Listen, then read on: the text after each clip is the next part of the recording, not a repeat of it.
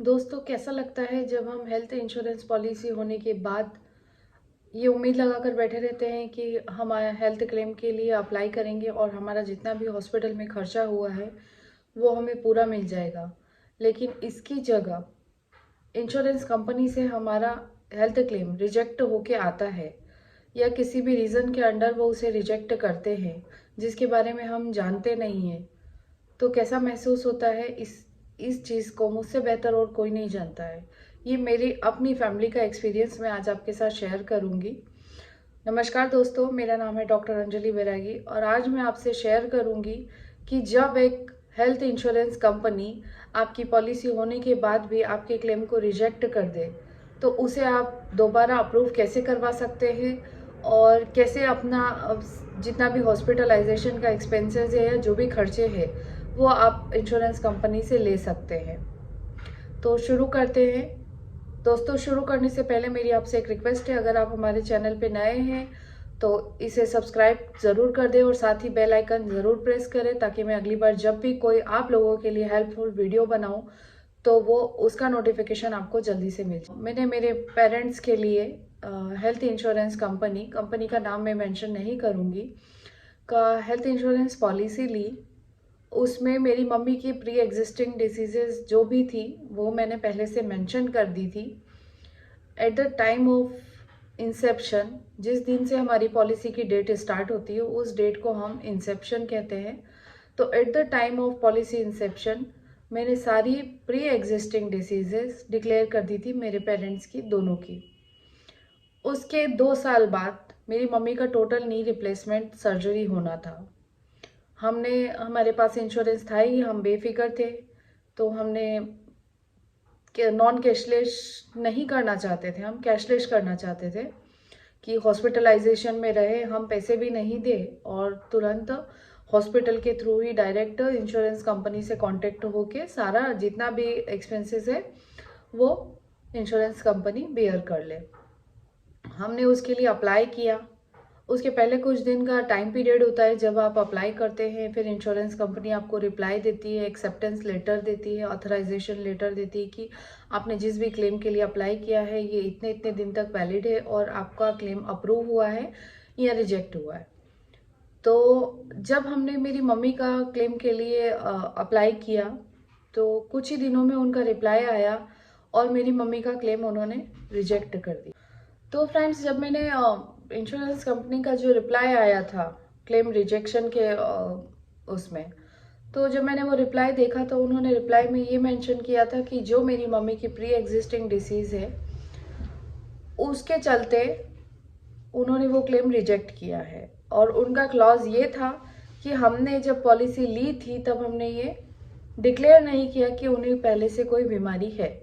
हमने ऑनलाइन ली थी तो हमने सारी चीज़ें डिक्लेयर की थी। ये चीज़ हमें पता थी कि हमने सब कुछ डिक्लेयर किया है। हर किसी को ये सब चीज़ें पता नहीं होती।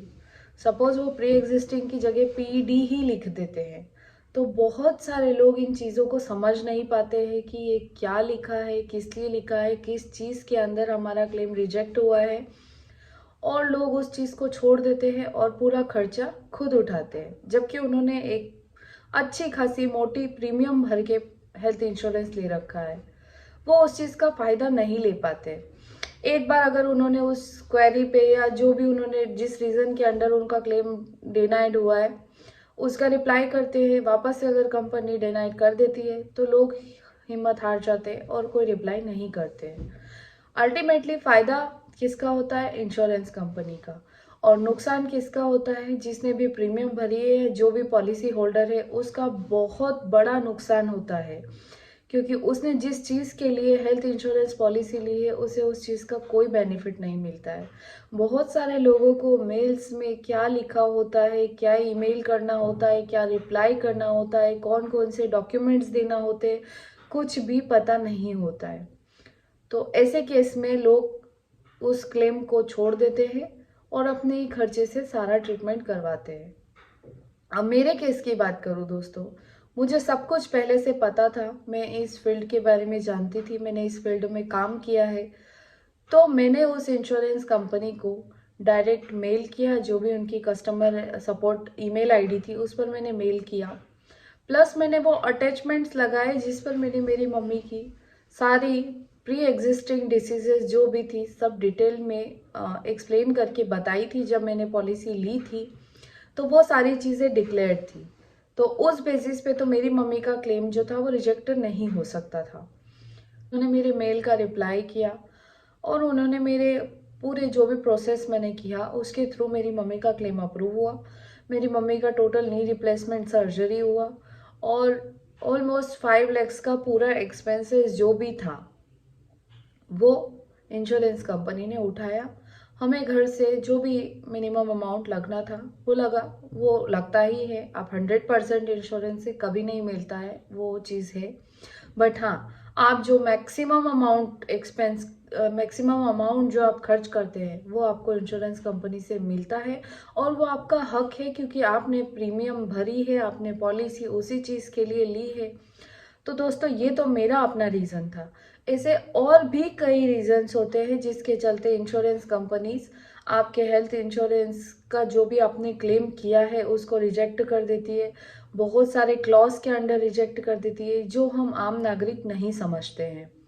तो ऐसा अगर केस किसी के साथ हुआ है या अभी आपके कोई रिलेटिव्स हॉस्पिटल में एडमिट है या इंश्योरेंस कंपनी आपके क्लेम को रिजेक्ट कर रही है या उसे अप्रूवल देने से मना कर रही है, ऑथराइजेशन लेटर नहीं दे रही है, चाहे वो कैशलेस अप्लाई किया है या नॉन कैशलेस अप्लाई किया है, किसी भी सिचुएशन में अगर आप इस तरह की प्रॉब्लम फेस कर रहे हैं तो आप मुझे कमेंट करके कांटेक्ट कर सकते हैं और मुझे बता सकते हैं कि आपकी क्या प्रॉब्लम है। तो आपके उस कमेंट से आप अपना मेल आईडी भी दे सकते हैं। आप मुझे पूरी डिटेल्स बता सकते हैं कि क्या प्रॉब्लम है और आपको क्या सल्यूशन चाहिए।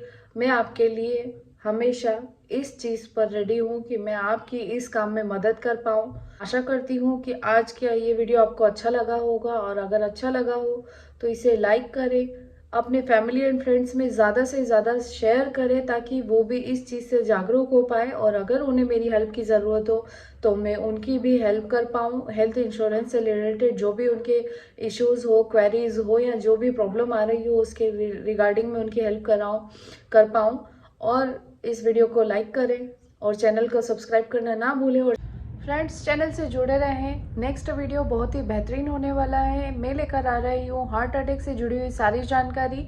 डिटेल्ड वीडियो होगा जिससे आप लोगों को बहुत सारी जानकारी मिलेगी। तो स्टे ट्यून, बाय बाय।